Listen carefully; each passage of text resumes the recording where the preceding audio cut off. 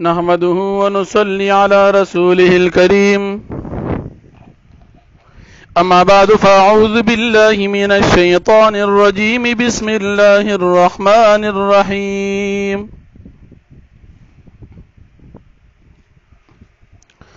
لقد نصركم الله في مواطن كثيرة ويوم حنين إذ أعجبتكم كثرتكم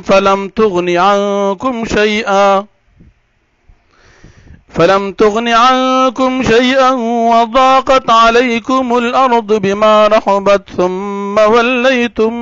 مدبرين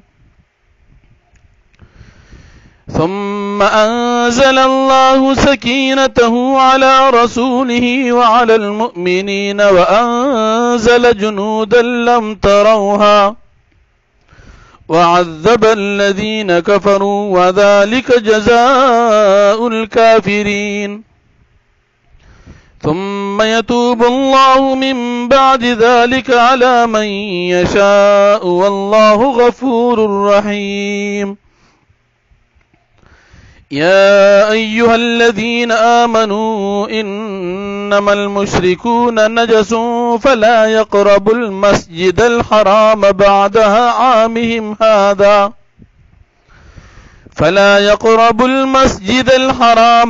عامهم هذا وإن خفتم عيلة فسوف يغنيكم الله من فضله إن شاء إن الله عليم حكيم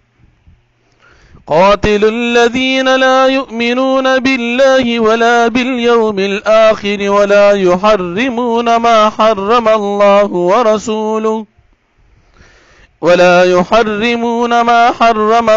ورسوله ولا يدينون دين الحق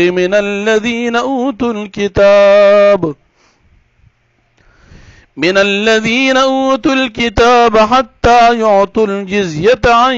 يد وهم صاغرون صدق الله العظيم سورة توبة 15 نمبر آیت تی لقد نصركم الله فتحقیق سر امداد کړی دی تاسو سره الله پاک فی مواطن کثیرة پډیرو مواطن پډیرو زینو موقو کی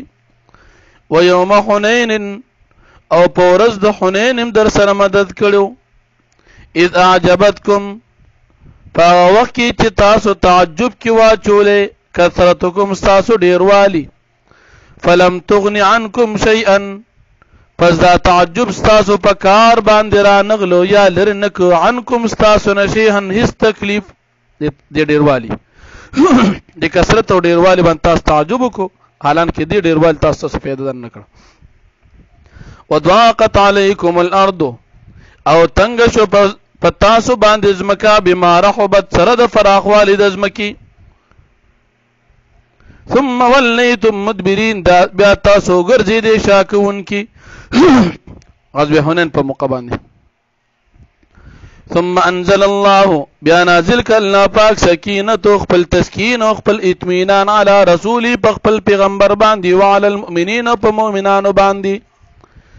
وانزل جنودا لم تروها نازل ک راویلی ک الله پتا سو باندې ذات لشکری چې تاسو نه لیدغه وعذب الذين كفروا او عذاب ورک الله پاک هغه کسانو ته چې کافرانو وذلك جزاء الكافرين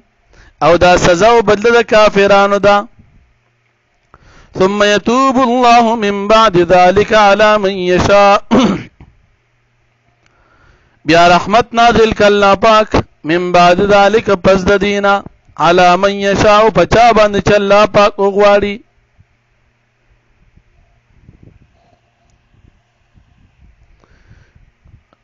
الله پاک چا ته توفیق د توبې ورکی پاغه باندې خپل رحمت نازل کی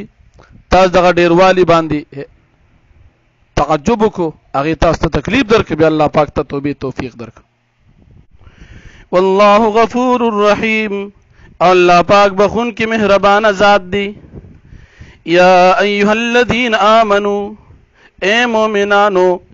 انما المشرکون نجس یقینا دا مشرکان کافران دا ناپاک او پلید دي. فلا يقرب المسجد الحرام پس دوی دې نه نزدیکیږي مسجد حرم ته بعد عامهم هذا پس د دې کالنا. وان خفتم عائلة او کچر تاسو یریږي د غریب او د محتاجینا فسوف یغنیکم الله من فضله ان شاء پس زرد چې الله پاک مالدار کی تاسو غنیان به کی تاسو